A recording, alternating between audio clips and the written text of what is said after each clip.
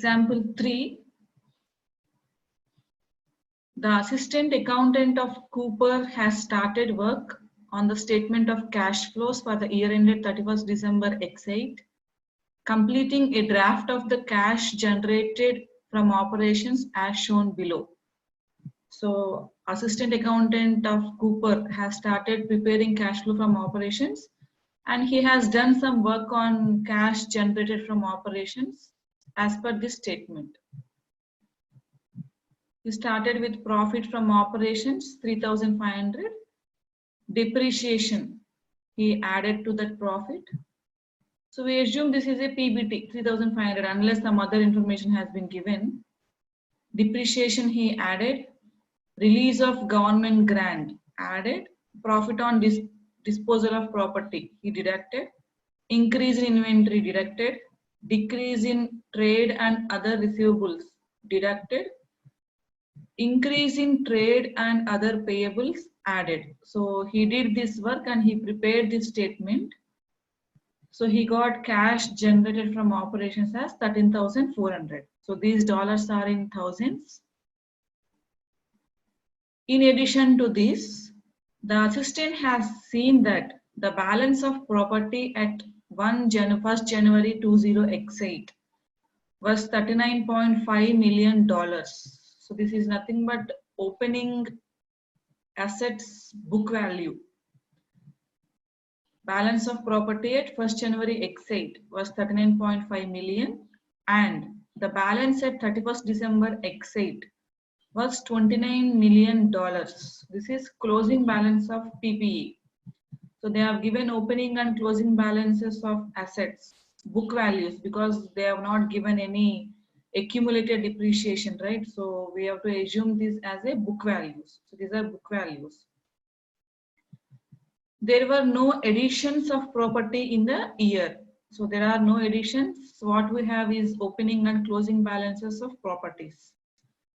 There were also a deferred income balance relating to government grants of $6 million at 1st January X8.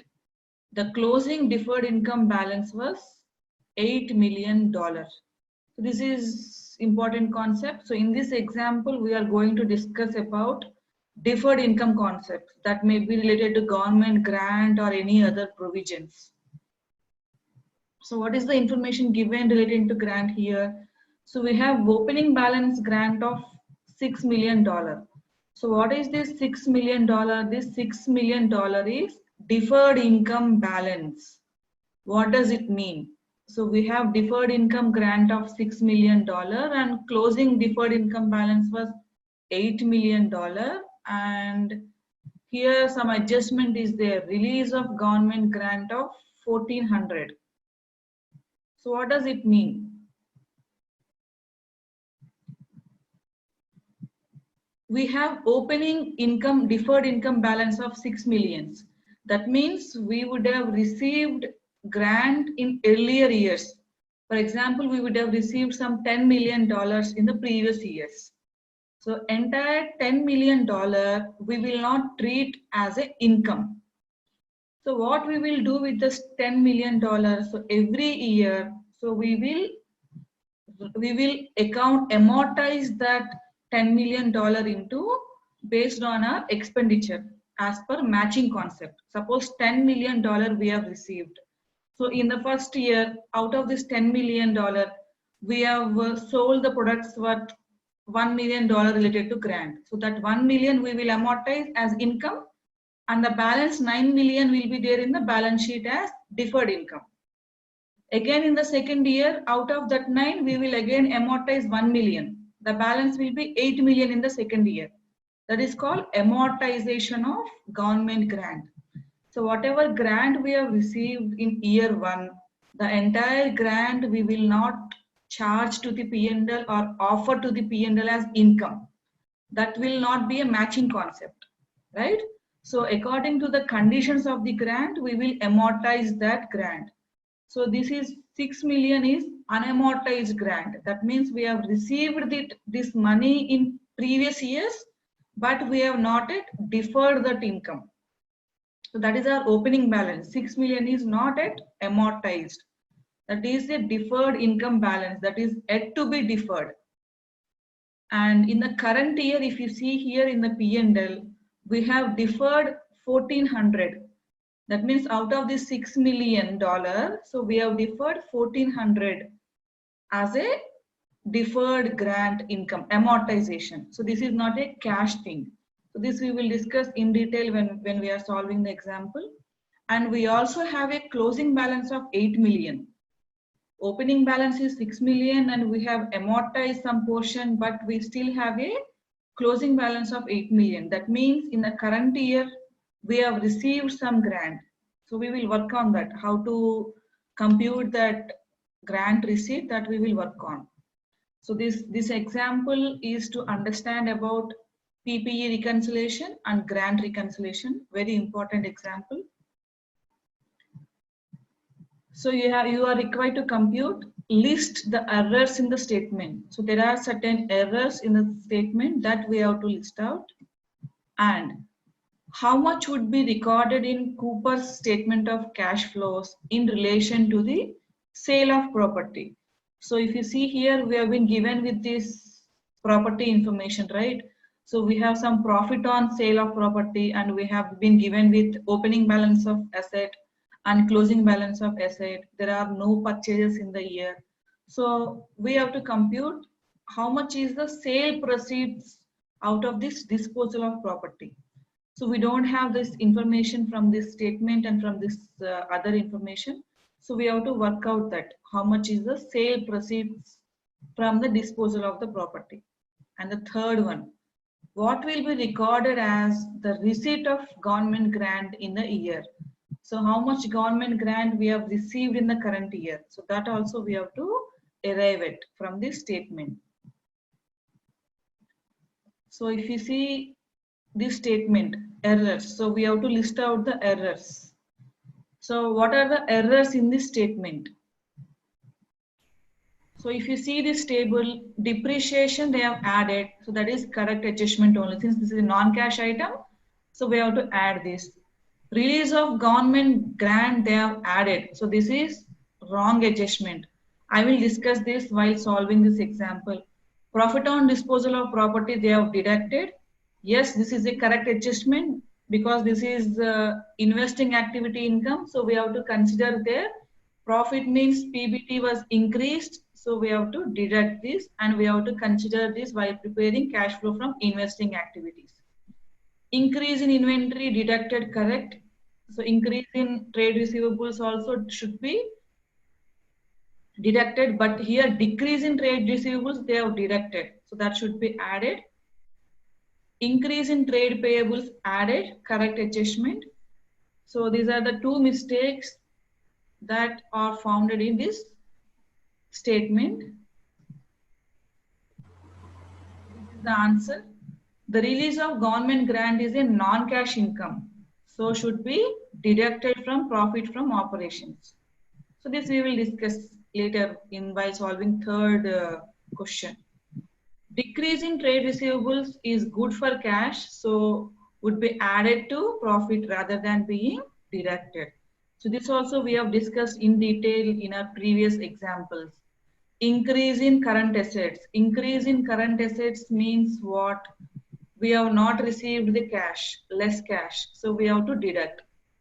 Decrease in current assets. Decrease in current assets means we have received the cash. Decrease in trade receivables means we have received the cash from the trade receivable, right? More cash, so we have to add this, but they have deducted this. So this is a wrong adjustment. These are the two errors in this cash flow statement, cash generated from operations. So let us discuss about the second question. How much would be recorded in Cooper's statement of cash flows in relation to sale of property? So let us solve this problem. Open the Excel sheet or book.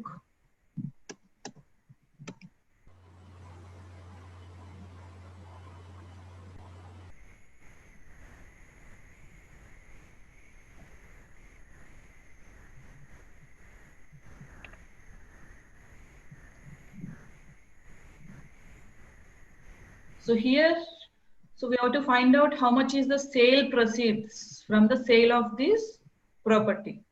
So how do we do that? So by doing the reconciliation of PPE. So we know the opening balance of property, opening balance was $39.5 million, and we know the closing balance, we know the depreciation, we know the profit on sale of property. So we know these four items. From these four items, by reconciling the PPE, we have to find out how much is the sale proceeds of this property. So let us start with opening balance. So how much is the opening balance of property? $39.5 million. So but here the numbers are given in dollars in thousand. Let us work out on that. Sale proceeds of disposal of property. So this is the working we are doing, right? So we know opening balance. Opening balance of property on 1st January 20x8.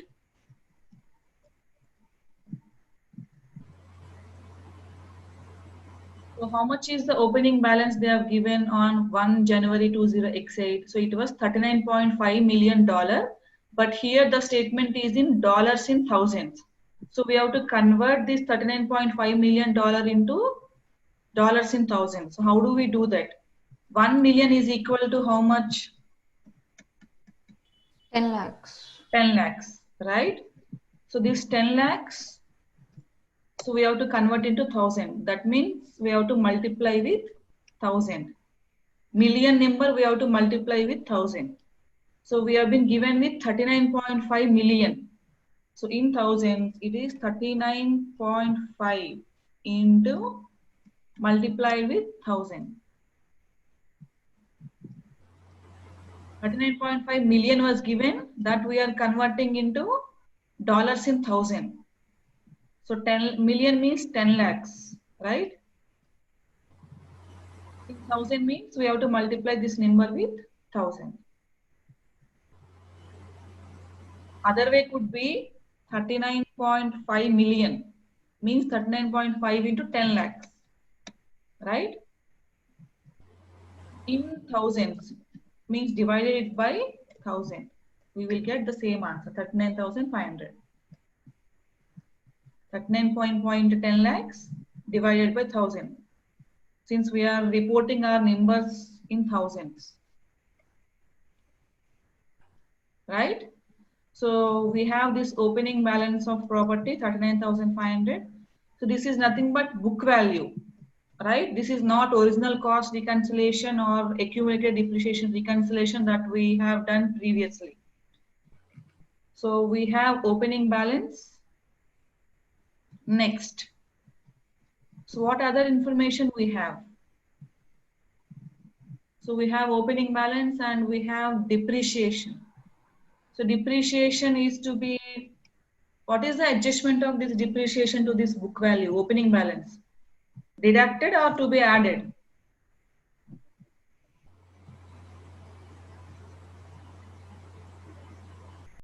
So depreciation will reduce the value of the asset. So less depreciation for the current year. So how much is the depreciation? So they have given in this statement 4,600. So this is dollars in thousands only. So deduct this 4,600. Right? Next. So if we deduct this depreciation, next, we have closing balance. So let us see. So we have opening book value of the asset and we have depreciation. So if we deduct depreciation from the opening book value, so we will get the total. So that total we have to compare with the closing balance. Do we need to do any adjustment for the profit here?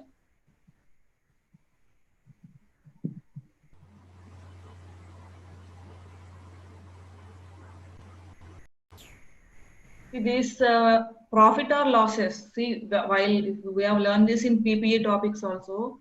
So whenever we sold the asset, what are the points to be remembered when we sell the asset? When we sell the asset, the first step is remove the balances pertaining to that asset from the books of account. So what balances we will have in books of accounts with respect to that asset? Book value or original cost or depreciation. So we have to remove those balances only from the gross block or from the book value of the assets. So we don't remove profit or loss. Profit or loss is a balancing figure that we get when we compare the book value with the sale proceeds. Right? But profits we will not deduct from the asset book values, cost or depreciation. So I think this we here also, if you see in our previous examples, have we deducted any profit from the gross block of the asset? See here we have did the cost reconciliation. Yesterday we have did this cost reconciliation. Have we deducted any profit or loss from this? No. How much is the opening gross block? How much is the purchase? What is the cost of disposed asset? That's it.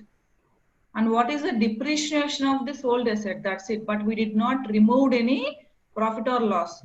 That profit or loss we have arrived by comparing book value and sale value. This is very important concept. Profits and losses we will not remove from the book values or original cost or original depreciation. Even in second examples also, this second example also, if you see here, this also we have solved yesterday.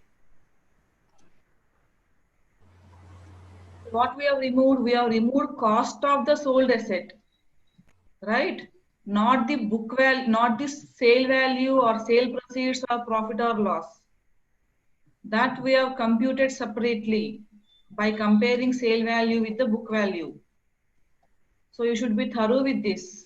Very important logics, right? So here also we will not remove this profit or loss from the asset book values. What we have to remove? We have to remove book value of the asset sold. So what we have to remove? We have to remove the book value of the asset sold. So that book value we will compare with the sale proceeds. The difference will be profit or loss. Okay. So how much is the total coming? The total is coming to 34,900. So our opening balance is 39,500. Right? Depreciation is 4,600 that I have deducted. So I should have, ideally I should have book value of closing book value of 34,900, right? But how much is the closing value given here? 29 million. That means 29 into 1000 multiplied by 1000 to get dollars in 1000. So closing balance is 29,000. So that means the book value was reduced. That means what is this 5,900? Sale proceeds or book value of the asset sold?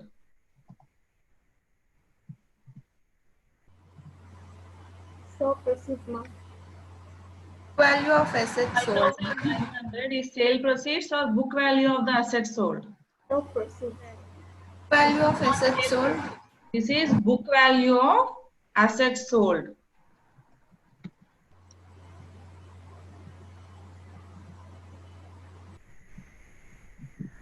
Book value of assets sold. So I'll discuss this example with entries also so that you can better understand. Okay, I'll discuss in further in depth also. I'll discuss this. This is nothing but book value of assets sold.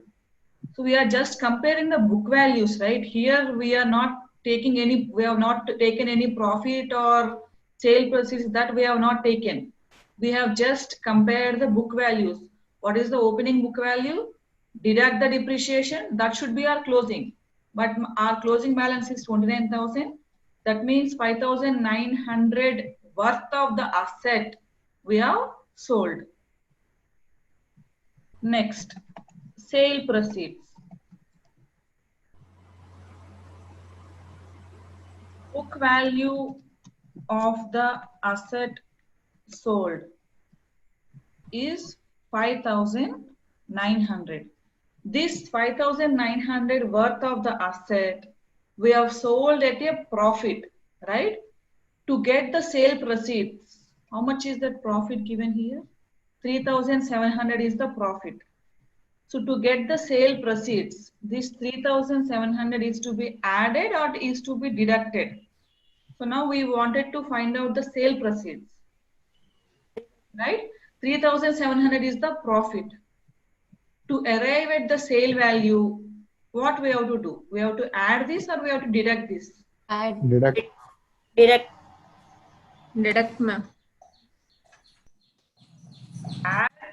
Add profit on sale, 3,700. 9,600 is the sale proceeds. See, we have sold at 9,600. Why 9,600 is the sale value? 3,700 is the profit. That means how much is the book value? 5,900. We have sold at profit. Sold at profit means we have sold the asset above book value, right? At profit means we have sold it above the book value. Book value is 5,900. We have sold above book value. That means we have sold at 9,600. So how much is the sale proceeds? 9,600.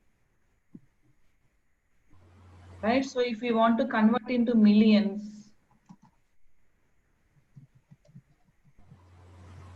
9,600 into 1,000. 96 millions divided by 10 lakhs.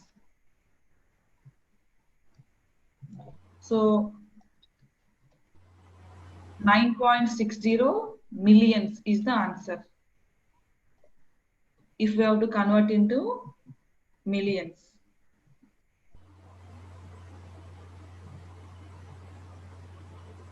Right? Let us discuss in detail with entries so that you can better understood, right? It can be better understood with the concept of entries. So for depreciation, what is the entry? Debit.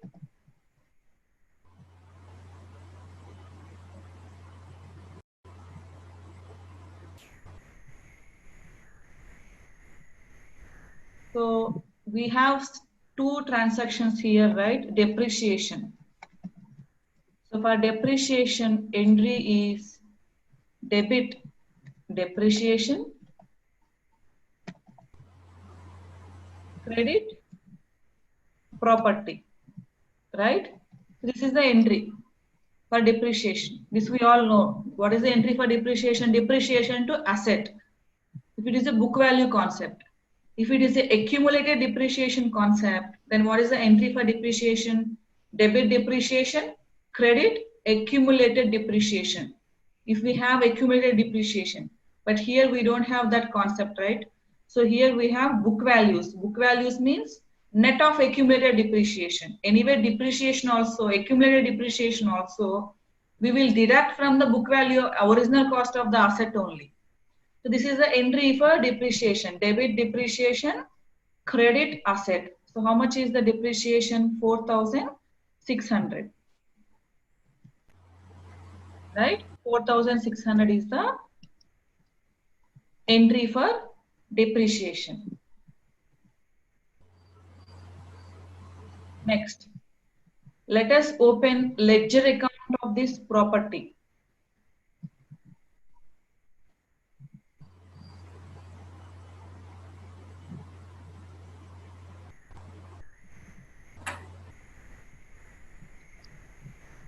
So ledger account I am opening.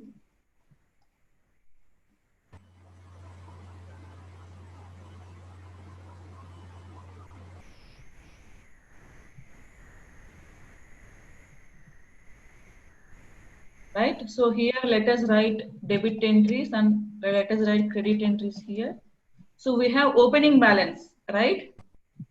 Opening balance of property. So where it will come? It is a debit balance or credit balance? Debit balance. Debit balance, right? Balance carried down.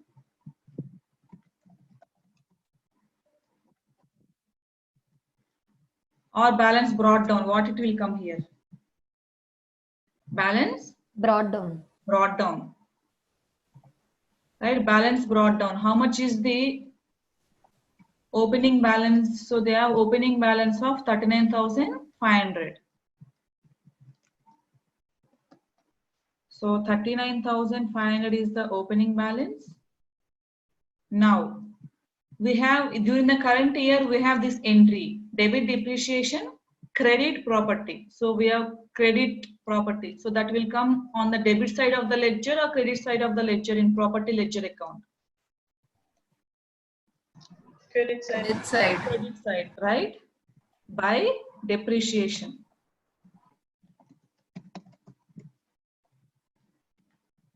By depreciation, 4,600.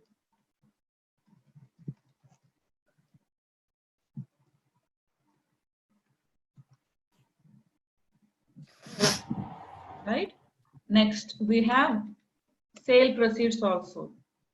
We have sale proceeds and we have closing balance. So closing balance will come on the credit side as balance carried down, right? Balance carried down also we have been given. So what is the balance? Closing balance 29,000. 29,000 is the balance carried down. So this is the information we have. Next, so apart from this opening, closing and depreciation, we have profit on sale of the property and we have sold the property, right? So what is the entry for sale? First let us write the entry, then we can find out the missing numbers. Entry for sale of the property. So what is the journal entry for sale of the property?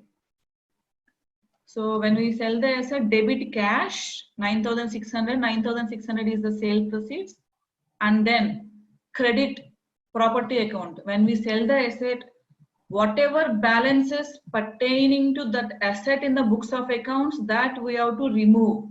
Remove means we have to credit or debit. So accumulate, so book cost, original cost is debit when we purchase.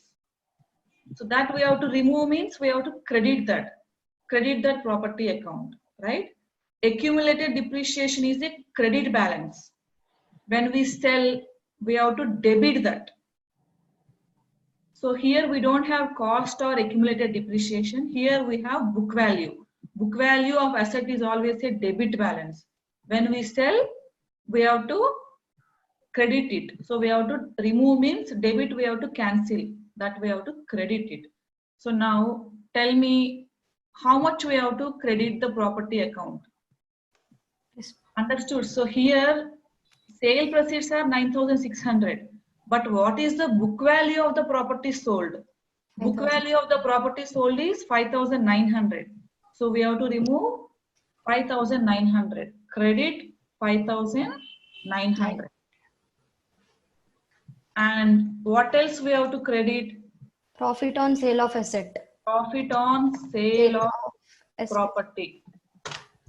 So how much is that? So that is also there. Profit on sale of asset is 3,700.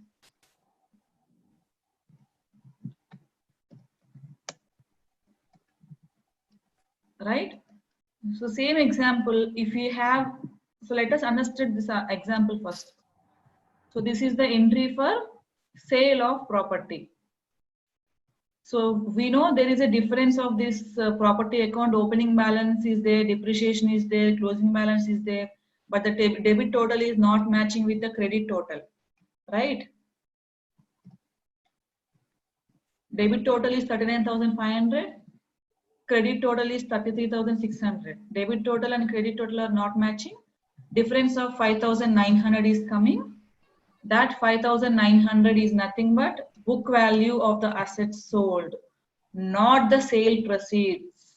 So I wanted to make you to understand that logic. This is not the sale proceeds. This is the book value of the assets sold. Right? So now how much is the cash we have received? So 9,600 is the cash we have received. Book value of the property is 5,900 and profit is 3,700. So we know these two numbers. The balancing number is nothing but sale proceeds that we have worked out here. Right? So this is about the profit on sale of property and sale proceeds. Go to the answer to the second question is 9,600. Sale proceeds of disposal of property 9.60 million. Now, what is the second question? Third question. What will be recorded as the receipt of government grants in the year? So now we have to discuss about receipt of government grant. So write down.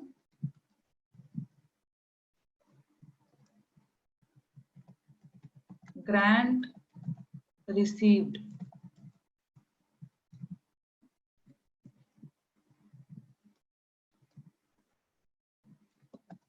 Opening deferred income balance. So we have opening balance of deferred income grant. So what is this deferred income grant?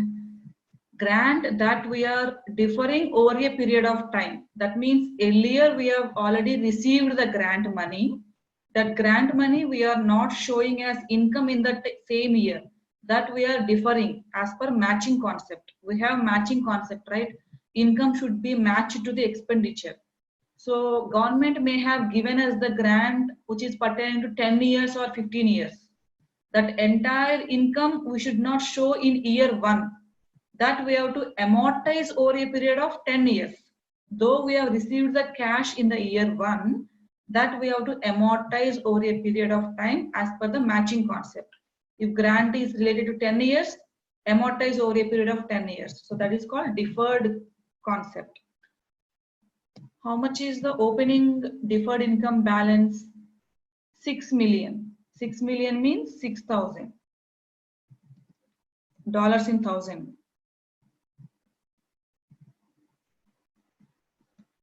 Right? So this is the opening deferred income balance. Out of this, during the current year, we have amortized certain portion. So how much we have amortized? 1,400. So 1,400 income we have recognized during the current year. Right? Now tell me, this grant 6,000, is it credit balance or debit balance? When we receive the grant, so what is the entry? Debit cash, credit deferred grant. It is a credit balance, right? So earlier we might have received some amount, not 6,000, could be some 10,000 or 11,000 or 12,000 we have received, right? Now, so 1,400 worth of grant we have deferred during the current year. That means we have amortized during the current year. So deduct from this. Amortized means we have offered this grant to the profit and loss account. So this is our income. Suppose, say for example, we have received 10,000 worth of grant income we have received. But this grant we will not offer to the income, right? Because that is pertaining to say 10 years or 15 years. It could be for over a period of some years that we have to amortize over a period of time. So the same way, how much if we amortize, suppose if we have amortized 1,000 out of this deferred income. So what is the entry for 1,000? Suppose this 10,000 grant is pertaining to 10 years. In the year 1, we have received a grant of 10,000 and this 10,000 grant is pertaining to over a period of 10 years. So in the year 1, 10,000 is the grant received. This entire 10,000, we will not show it as a income in P&L. How much we will show? We will show only 1,000. So what is the entry for that 1,000? Debit, deferred grant. This is nothing but liability. So this 10,000 we have to show it as a liability, not our income. How much we have to show as income? Credit, deferred income in P&L, 1,000. Right? So that how much is our closing deferred income balance in balance sheet? 9,000. In year 1, same 1,000 we will offer to income. Closing balance would be 8,000. Again, we will offer 1,000. Closing balance will be 7,000. Like that, we have to amortize this deferred grant over a period of 10 years. So this is our example. I am saying this as an example, right? So in the same way, in this example, how much we have amortized? 1,400 we have amortized. Amortized means we have offered this as an income. But is this a cash income? No, this is not a cash income. This cash we have received in the previous years itself. So in year 1 itself, we have received this cash. Now we are just amortizing that income over a period of time. This is not a cash income. So that is why we have to consider in the cash flow. But here they have added, actually this has to be deducted. Because why we have to deduct this? This is a income. Income means profit was increased. So, but this is not a cash profit. That is why we have to deduct this. But they have added. So this is also one of the errors. In question 1, we have to list the errors, right? So this is also one of the errors.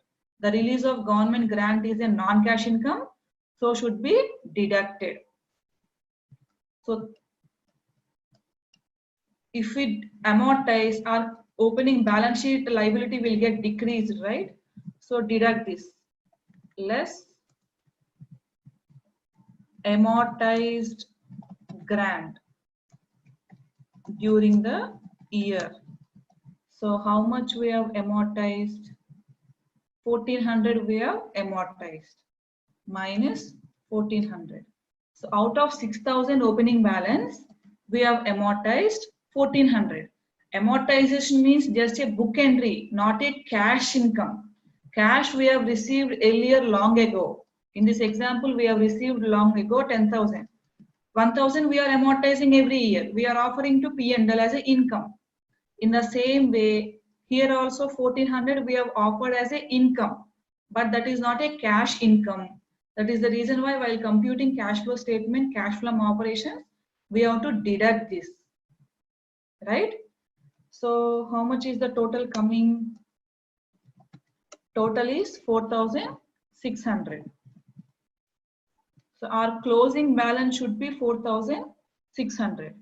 But what is the closing balance given in the question? Closing balance given in the question was 8 million. That means 8,000. Right? So what is this difference?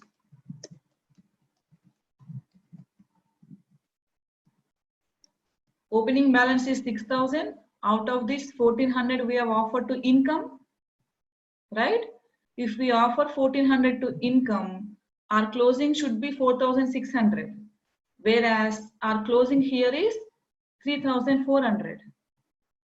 That means there is an increase in deferred income. What does it mean?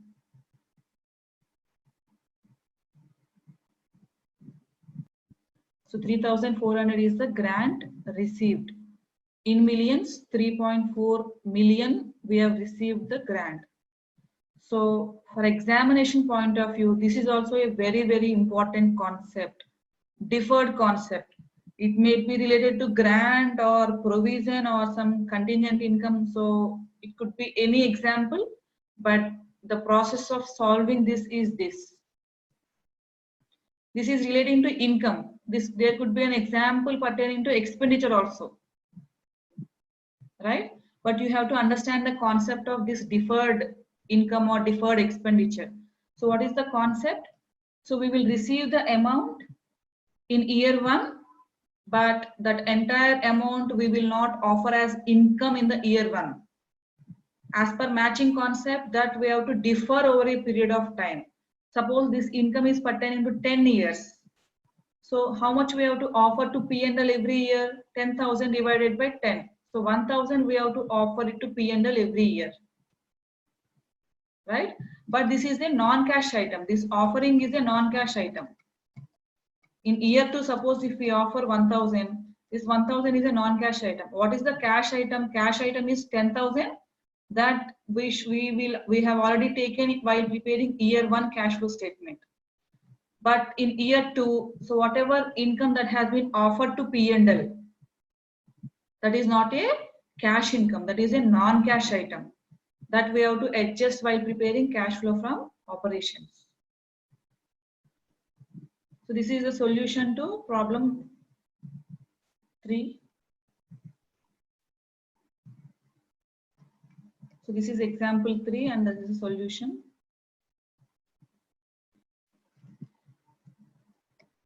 Example 4. This is with respect to lease accounting, very important.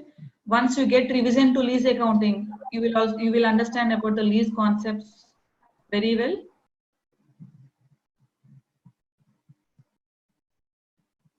DebtSco statement of financial position extract for the year ended 31st December X3.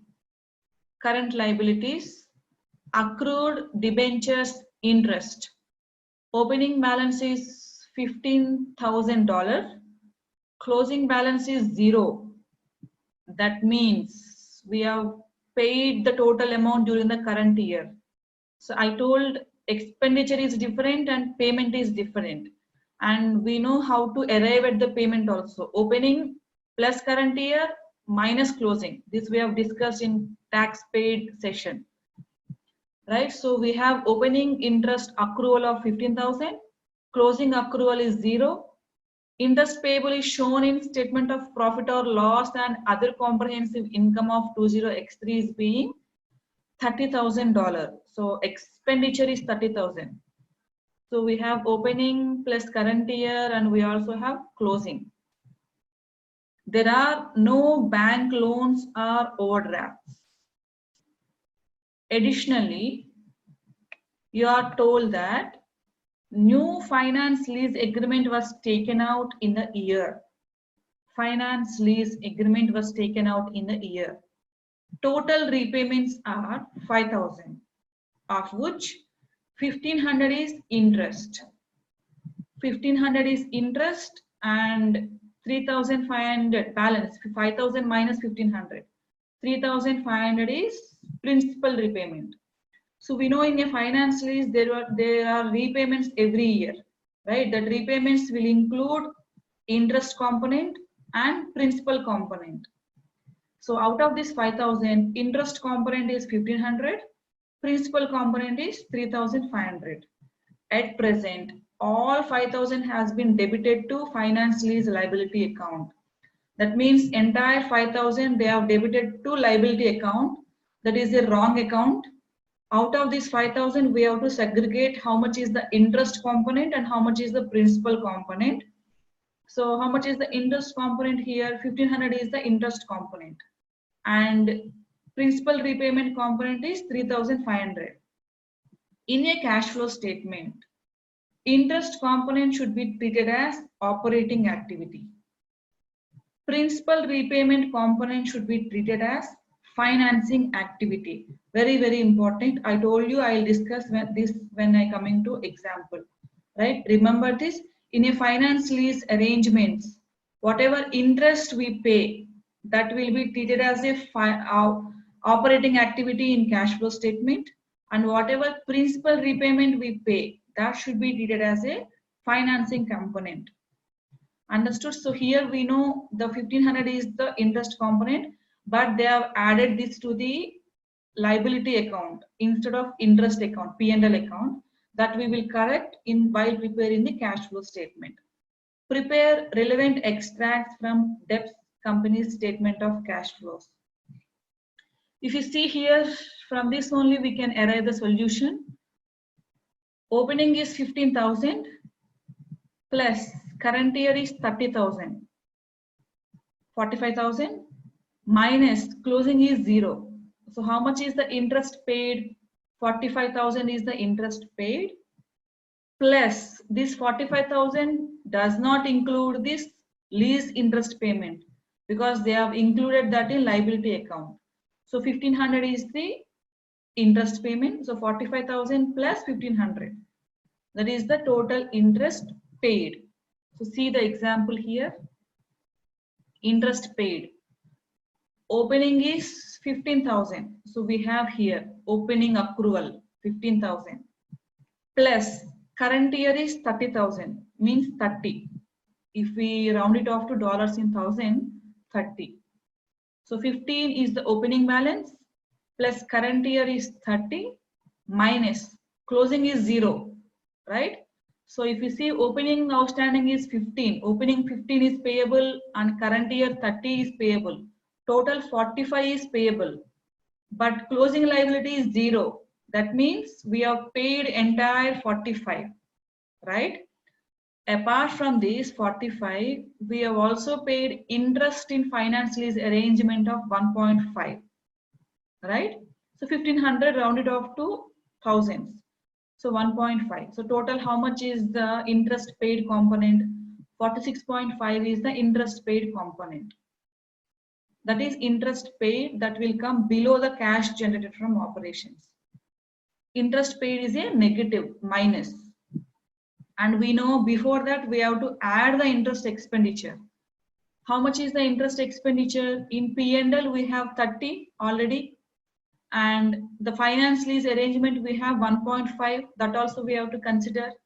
So 31.5 is the total interest expenditure that will be added to the PBT while computing cash flow from operating activities, and interest paid is 46.5, right? As I told, principal payment of 3.5 will come in cash flow from financing activities, payment of finance lease liabilities 3.5. These are the notes. Interest included in finance lease installment 1500 is included in interest paid. Capital repayment of lease 3,500 are shown in financing activities. Example 5. This is related to deferred tax, income tax and deferred tax. So what is this deferred tax? This also we have a separate chapter for deferred tax, but I'll discuss the topic relevant to the cash flow statement. The other topics that can be covered in deferred tax chapter revision.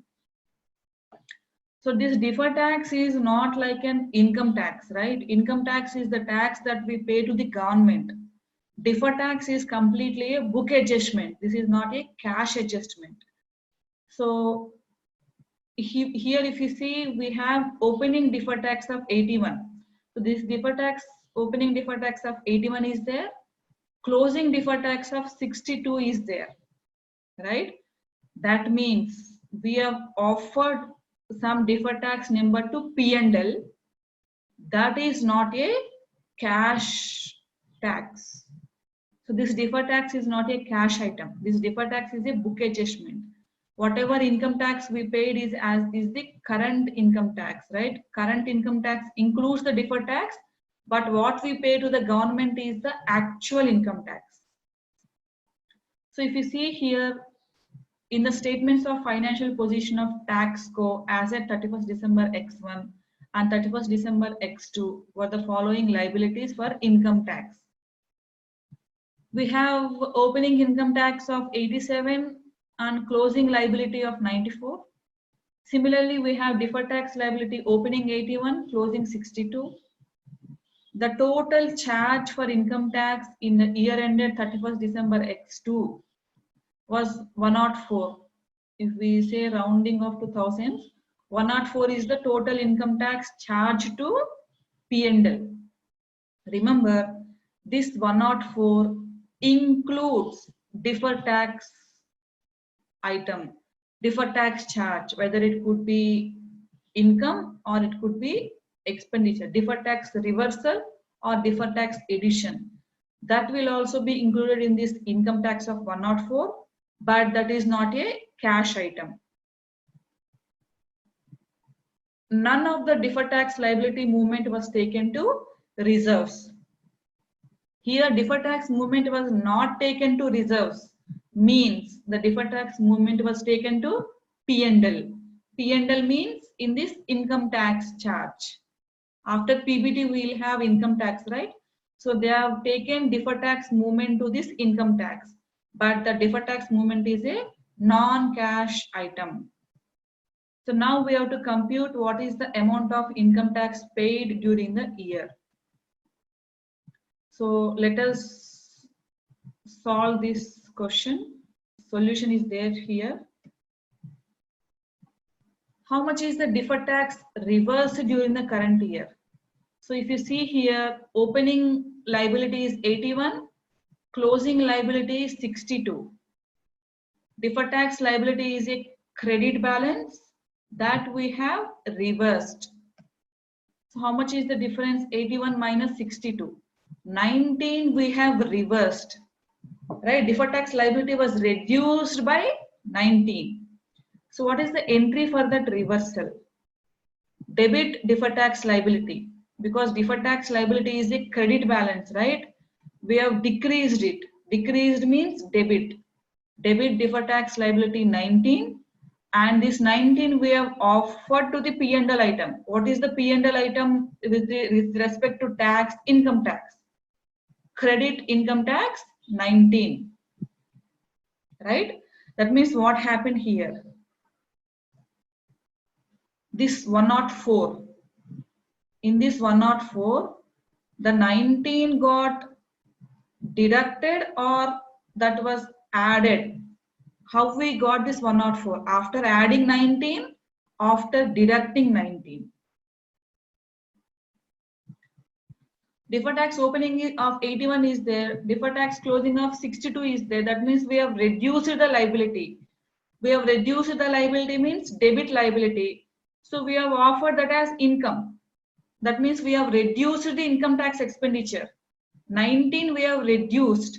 After reducing that 19, we have arrived this 104, right? But that 19 reduction is a non-cash item. So we have to add that 19 so that we will arrive actual income tax expenditure before adjustment of this deferred tax, right? So if we add this 19, 123 is the actual income tax after adjusting this deferred tax reversal. Now we know easily how to arrive at the income tax paid. Opening 87 is there, closing 94 is there. Here if you see the income tax, opening 87, closing 94, right? Opening 87, closing 94, current year 123. We know this concept very well, right? Income tax paid. Opening plus current year minus closing. So what is the actual income tax paid? 116 is the actual income tax paid. The second method is simple. Include deferred tax provision also in the opening provision. Opening provision, this is 87 is income tax, 81 is deferred tax. Add both. Add current year tax 104 including deferred tax. Closing provision including deferred tax 156. Income tax paid is 116. This is simple method, but to understand the logic, so this is the correct logic to get understanding. But simply we can do the solution like this also. Add opening provision of income tax and deferred tax. Add current year tax. Of course, current year tax includes income tax and deferred tax. Less closing provision of income tax and deferred tax. We will arrive at the income tax paid 116. So if you do in first method or second method, the answer is same. So 116 is the tax paid. Let us move to, this is about bonus shares. So let us discuss this first. Bonus issue. So we know this concept also in preparation of financial statements. Bonus issue means shares issued free of cost, right? We will reduce our reserves and we will issue the shares to the shareholders, but there is no cash received from these bonus shares.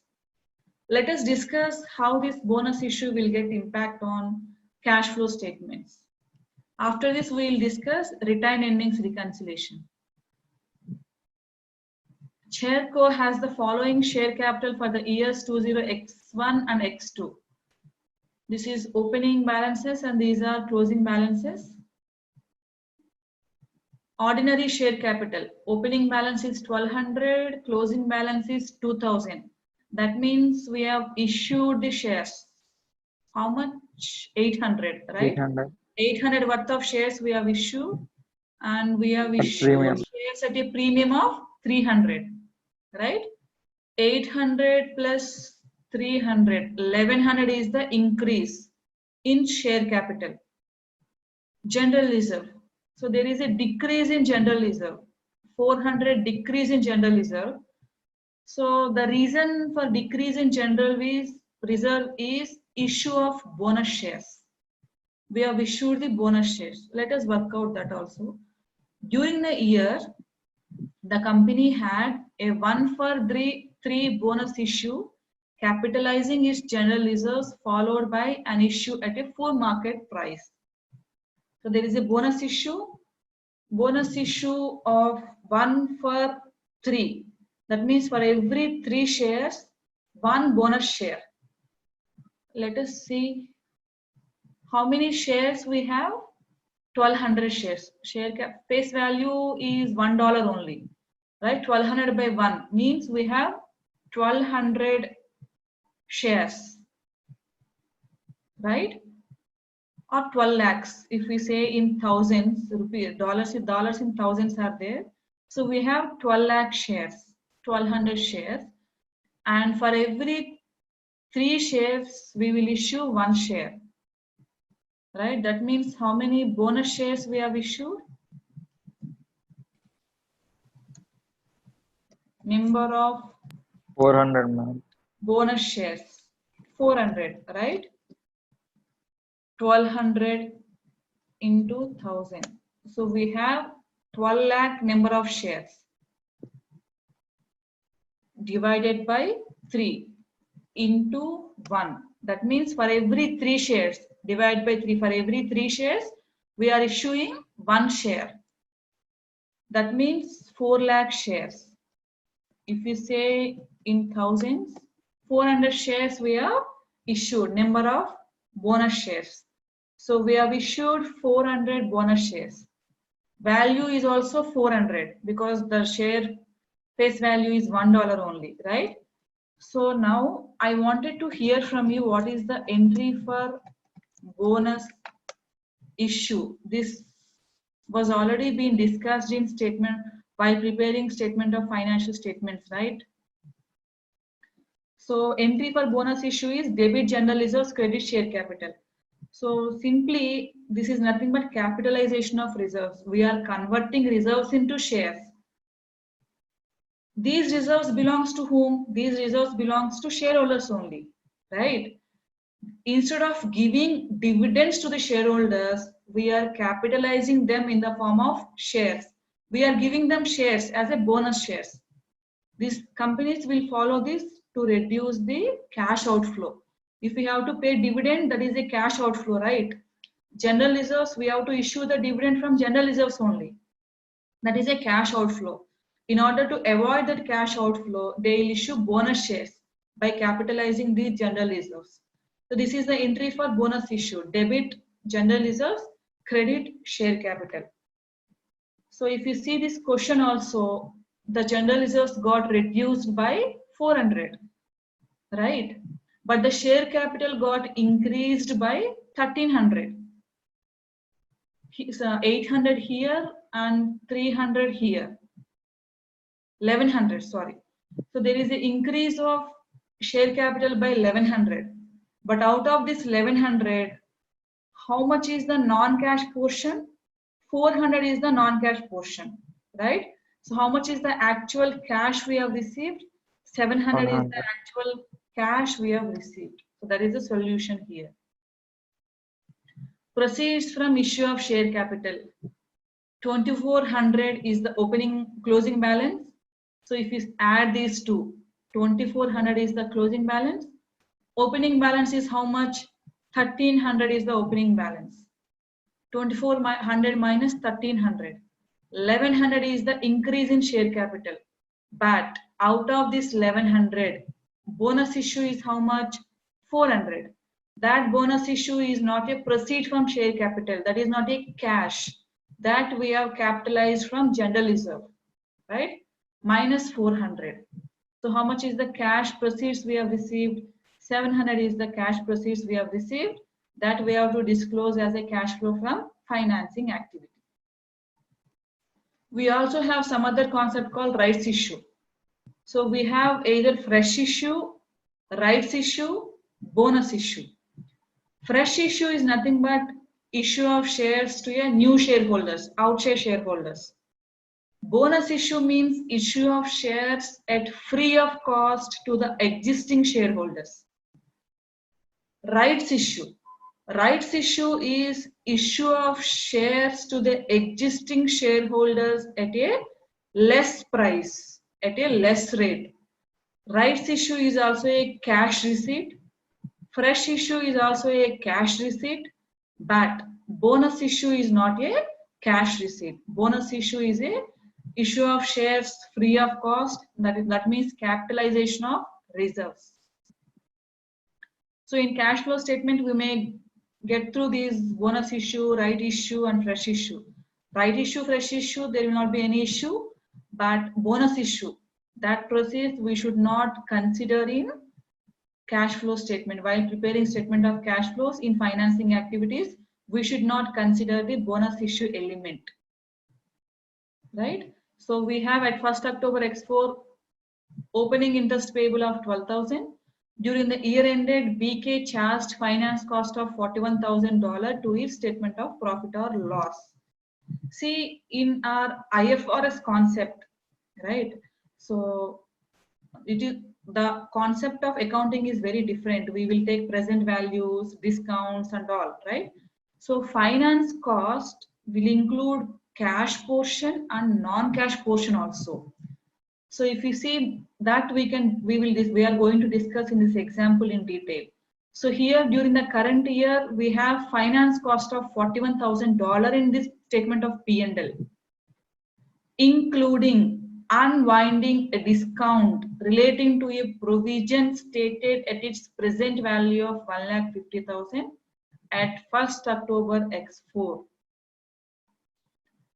So what is this provision stated at its present value of 1,50,000 at 1st October X4? I'll give an example. Suppose today I am preparing a balance sheet for year 1, right? 5 lakh rupees is a liability which is payable at year 5. At the end of year 5, I have a liability for making a payment of 5 lakhs, right?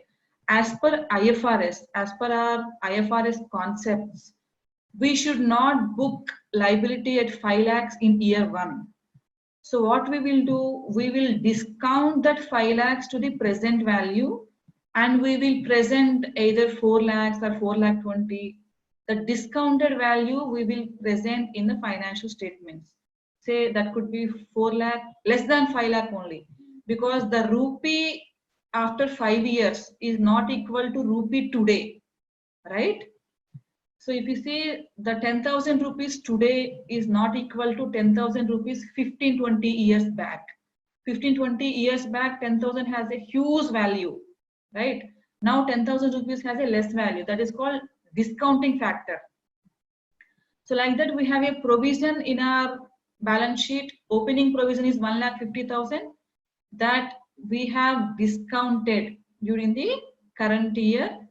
So that interest discount portion was included in the finance cost that we will discuss while solving the problem. The closing balance on accrued interest payable account at 30th September X5 was 15,000. So we have opening accrual of 12,000 and we have closing accrual of 15,000 and we have current year interest component of 41,000. This includes interest component. And BK had a discount rate of 6%. So we have discount rate of 6%. So we have discounted the value to 6%. So if you see here, we have a opening provision of 1,50,000, right? So this we have to discount to the present value, right? Present value, and the discount factor is 6%.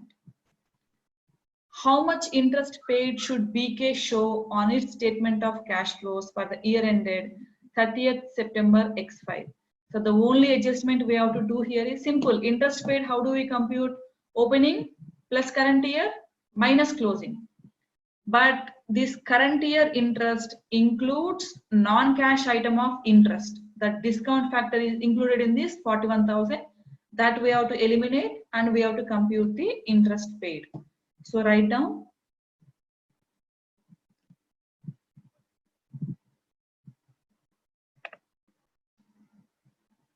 interest paid.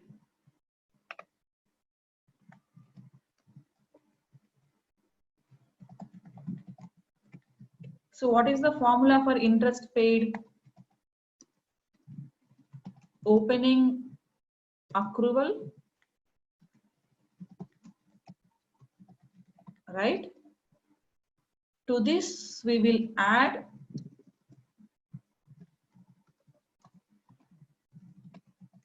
current year interest expense, right? To this we will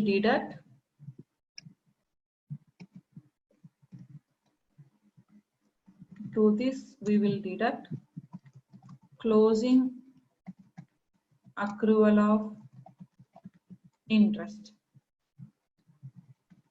This is the formula for interest paid. This we have already discussed so many times.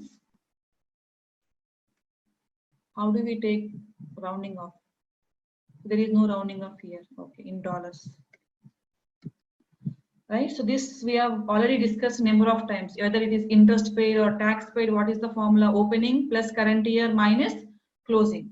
So we don't have any issue with opening and closing, but we have to work out this current year expenditure. Opening accrual of interest is how much? On 1st October X4, BK had accrued interest payable of 12,000. And we have closing interest accrual. The closing balance of accrued interest payable is 15,000. So there is no issue with this opening and closing. So we have to compute the interest expense.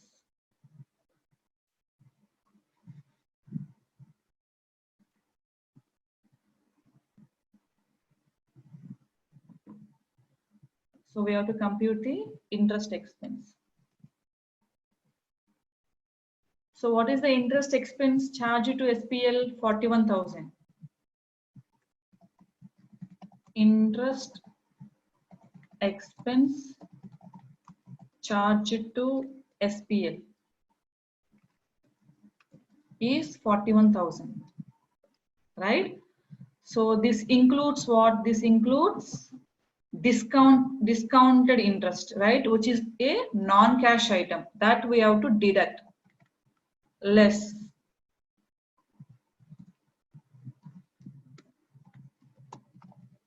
discounted interest non-cash. So that we have to deduct. If we deduct that, we will arrive at the current interest expense. Okay, so let us look at how much is that non-cash interest portion in this.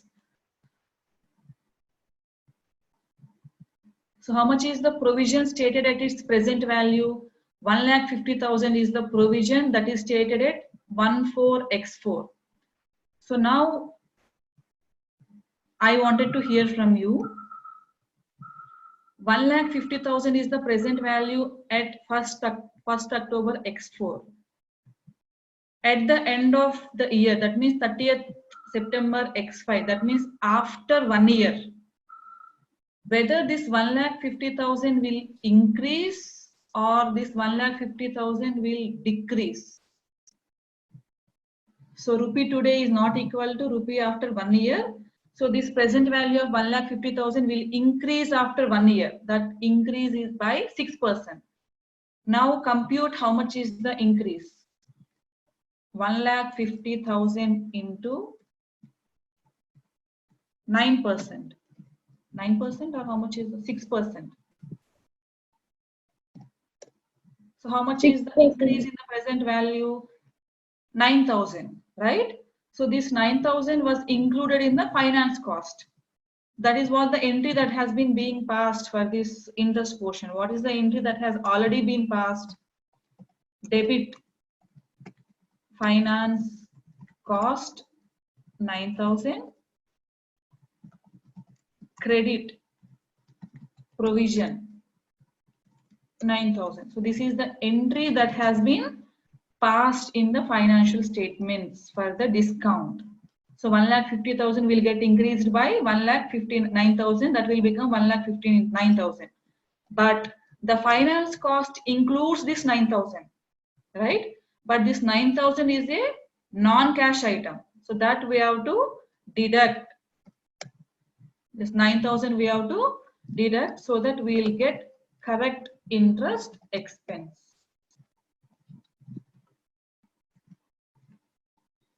The correct interest expense is 32,000.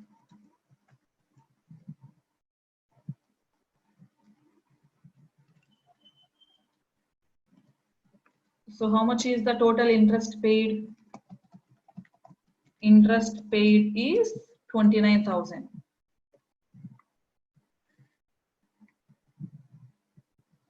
$29,000 is the interest paid.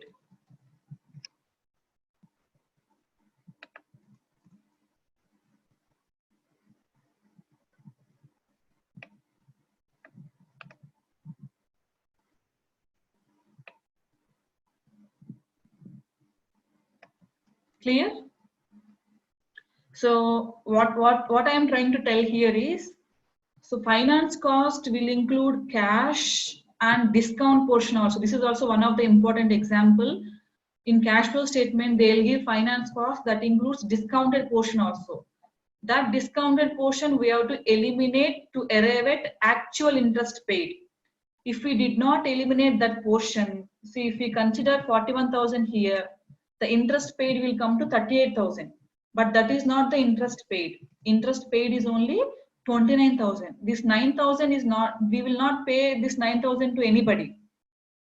Right? This is the IFRS concept to present the provisions, liabilities at present value.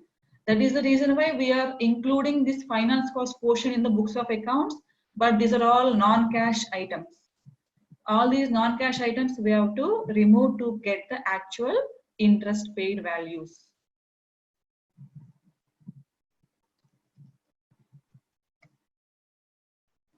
Yes, next one question is there. Where should the proceeds from sale and leaseback and proceeds of right issue be shown in the statement of cash flows? Proceeds from sale and leaseback. That means sale and leaseback. We have seen this in lease chapter. In this session also we have discussed. In lease thing, the proceeds should be shown in where investing activities. Sale and leaseback includes sale of asset. So that we will discuss when we revise the lease chapter. Sale and leaseback means sale of asset and leaseback of same asset. That is a investing activity. So that will be shown in investing activity, and proceeds from the right issue. That also we have just now discussed. Right issue, bonus issue or fresh issue, all these will form part of financing activity. So the option is B. Sale and leaseback is investing activity. Right issue is financing activity. So this sale and lease back we will revise when we come to lease topic. Sale and lease back is nothing but sale of asset. Sale of property is a investing in nature. So it will be shown as a investing activity.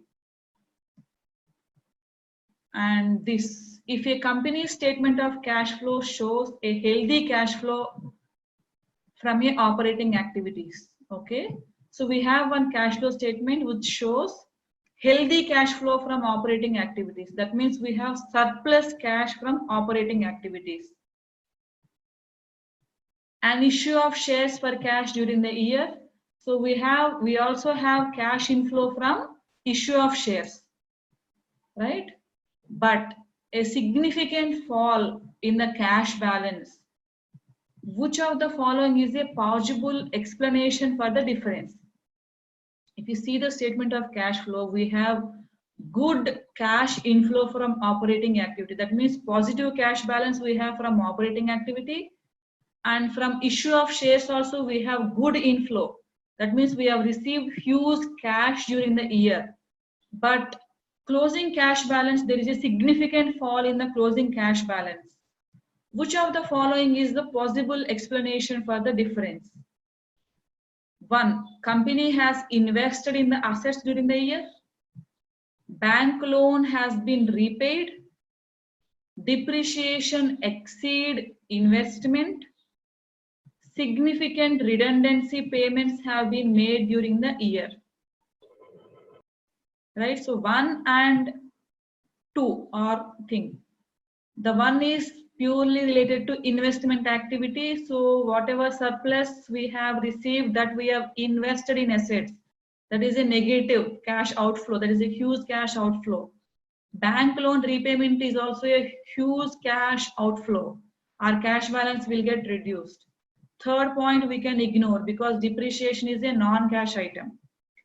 Fourth point, significant redundancy payments. Redundancy payments means regular payments. Regular payments will already be covered in cash flow from operating activities, and inflow that we got from operating activities is after adjusting these payments only, right?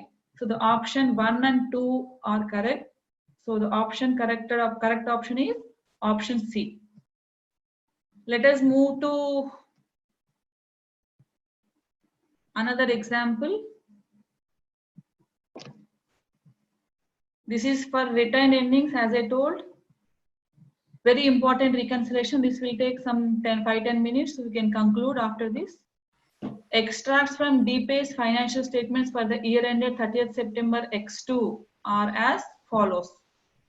P&L extract. Finance cost has been given. PBT 142. So this will take 10 minutes, maximum 10 minutes to conclude this. So profit before tax is 142, income tax expense 57, profit for the year 85. So we have been given with finance balance sheet also. Retained earnings, opening, closing, 5% loan notes, opening, closing. That means we have loan liability. Interest is there. How much is the interest on this loan? 5% is the interest on this loan. So we have finance cost and we have interest loan. So let us see how to do this. Deferred tax liability, tax payable, this we have discussed in our previous example. We simply add opening of these two and closing of these two, and we'll take income tax of this and we can arrive at income tax paid. And we also have lease liabilities. So we know out of this lease liability, interest will come to operating activity, and repayment of principal will come in financing activity. The following information is relevant.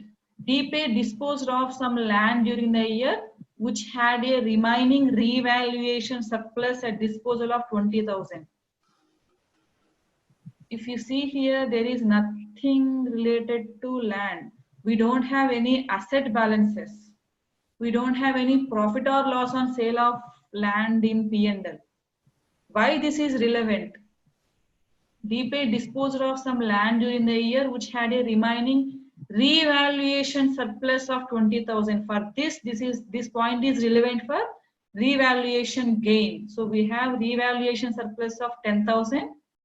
That will be included where? In retained earnings, right? Retained earnings will include general reserve, revaluation surplus.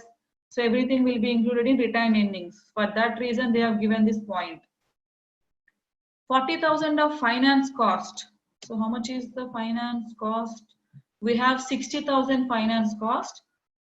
40,000 of the finance costs relate to the loan notes which are repayable at premium, making the effective rate of interest 8%. The remaining interest relates to lease liabilities. So this is very important. So out of this interest we have actual 40,000 is the actual interest related to loan notes which are payable at premium, making the effective rate of interest 8%. So we will discuss this. What is this effective rate of interest and all we will discuss. The remaining interest relates to lease liabilities. During the year, DPay received a dividend from subsidiary company. So dividend income is there. Had they given this? We can consider somewhere. So dividend income they have not given. So let us see what is the relevant of that. DPay acquired 70,000 of new assets under a lease agreement during the year. DPay makes annual payments under lease on 30th September each year. Let us solve. Compute dividend paid, tax paid, interest paid that will appear in statement of cash flows. So how do we get that? Dividend paid. Dividend paid they are not given here, right? So I already told dividend paid if they are not given, we have to reconcile that from retained earnings, right? So start the working. Dividend paid.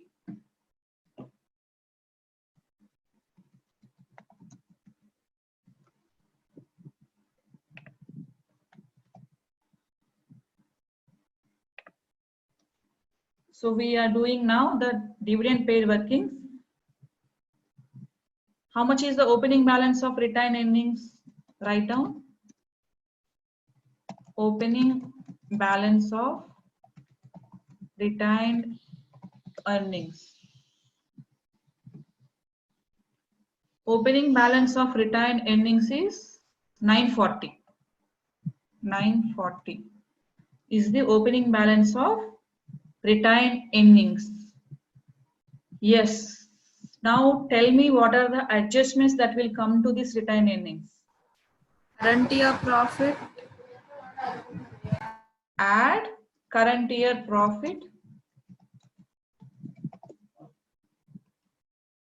Yes, what is the current year profit for the year is 85. So add current year profit 85. Yes, what are the other adjustments? To arrive at the dividend paid, so what are the other adjustments? Closing balance, ma'am. Yeah, closing balance we will take. We have to take this revaluation. Valuation surplus.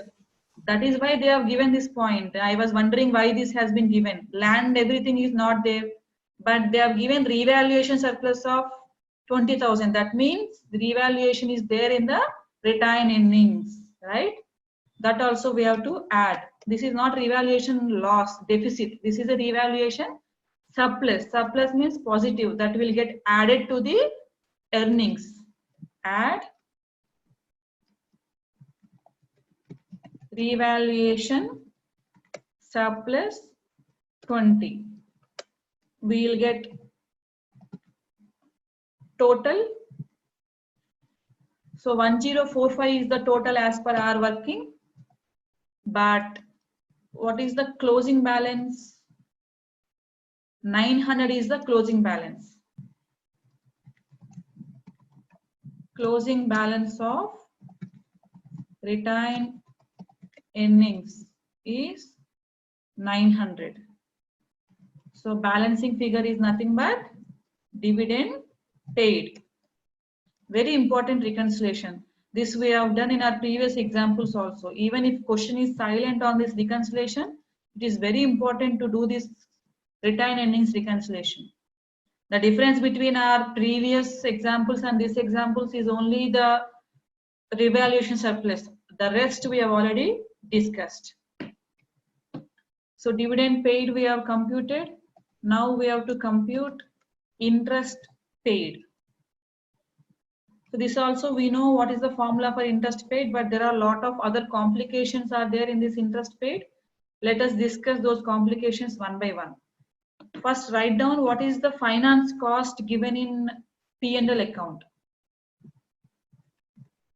How much they have given in profit and loss account? Finance cost is 60, right? Write down finance cost as per SPL, statement of profit and loss account, 60,000. So these are dollar in thousand. These are dollars. Let us see how we can do this. Dollar in thousand is better or dollar in is better. Finally, we can convert, no issues. Finance cost in P&L is 60,000. They have given here in statement of profit or loss, finance cost is 60, right? And they have given one point here. See point number 4. 40,000 of finance cost related to loan notes which are repayable at premium, making the effective rate of interest 8%. That means, look at this, we have how much is the loan notes? 500. So these 40,000 finance cost related to loan notes, right? These 500 loan notes, we have on this finance cost of how much we have included? 8% we have included. But actual finance cost is how much? 5%. But how much we have included? 8%. Why we have included 8%? Because we are paying these loans at a premium. That means we are paying this loan at higher value. That higher value we have accounted now itself. That is called present value concept, IFRS concept, right?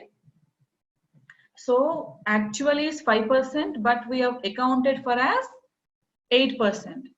Write down effective rate of interest taken in finance cost.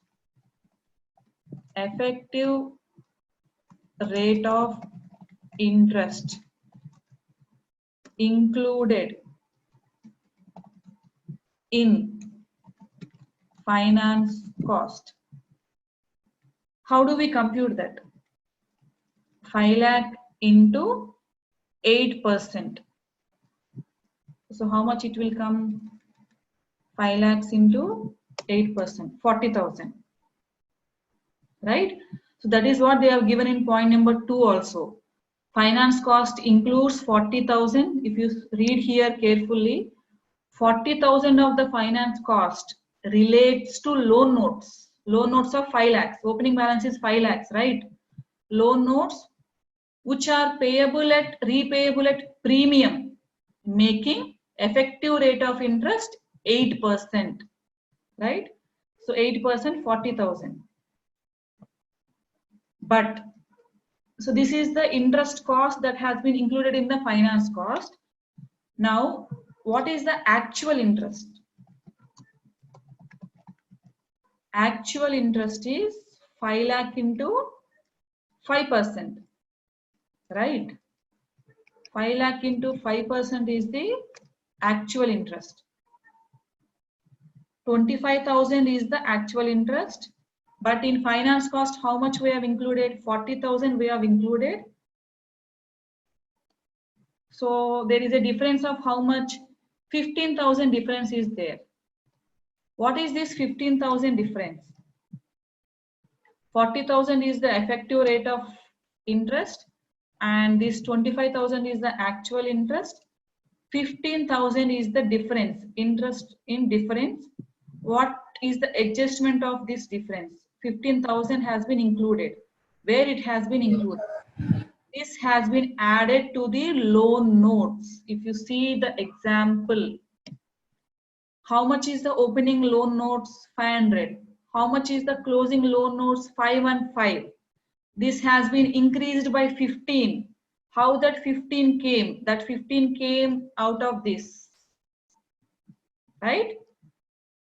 Write it down. Amortized cost added to loan notes.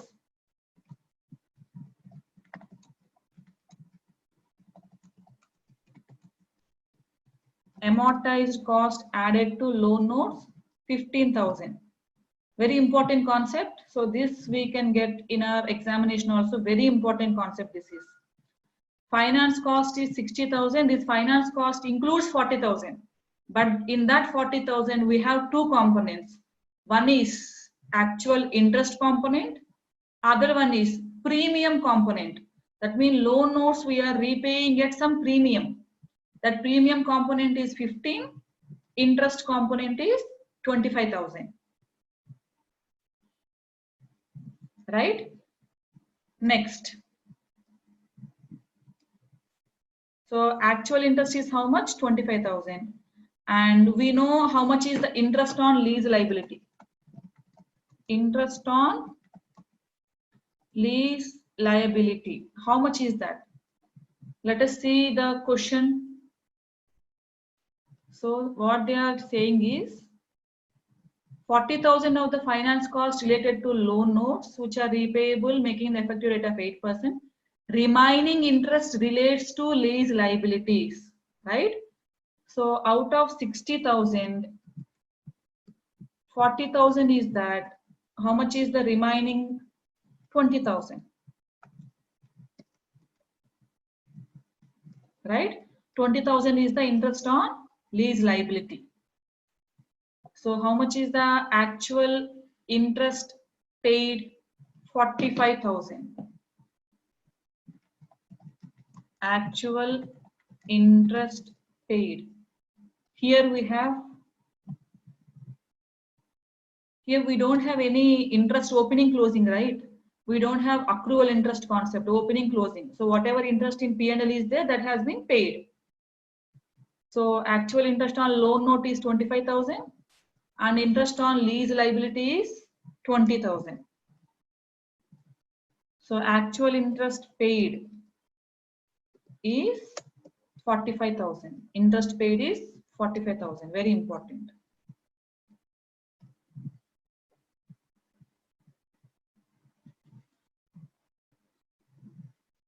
Next, tax paid. Tax paid is very simple.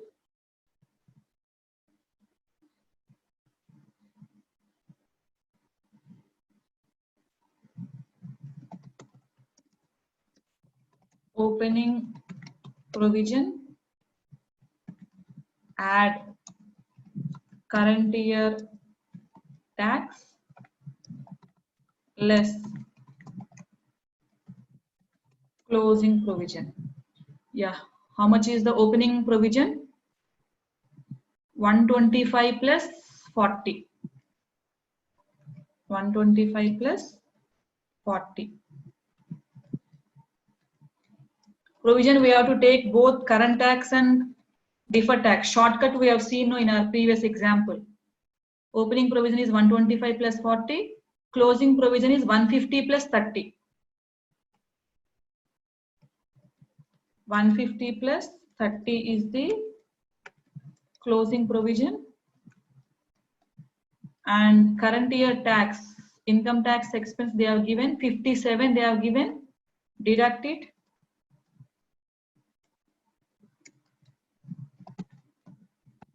Tax paid is 288.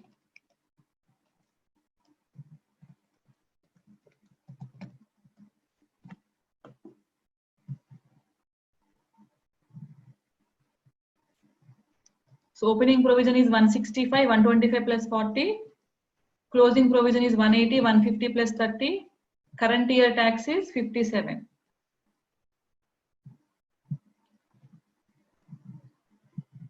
So any questions so far?